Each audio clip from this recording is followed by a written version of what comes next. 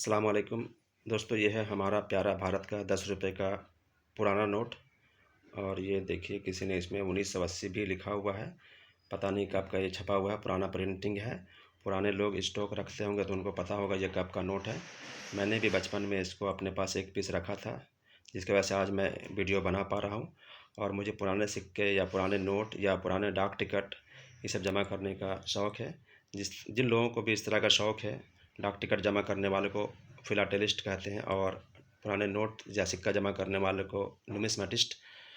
Antique piece सामान देखने के लिए मेरे वीडियो को आप सब्सक्राइब कर लें, चैनल को टच कर दें बेल आइकन को, ताकि हर नया वीडियो आपको तुरंत मिलता रहे। This is my currency information channel, postage stamps information channel.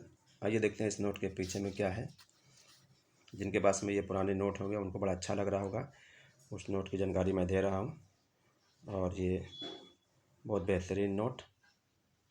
उम्मीद है आपको मेरा वीडियो अच्छा लग रहा होगा, और नेक्स्ट जानकारी के लिए मैं बहुत जल्द आपके फिर आऊँगा। तब तक के लिए थैंक यू, बाय बाय।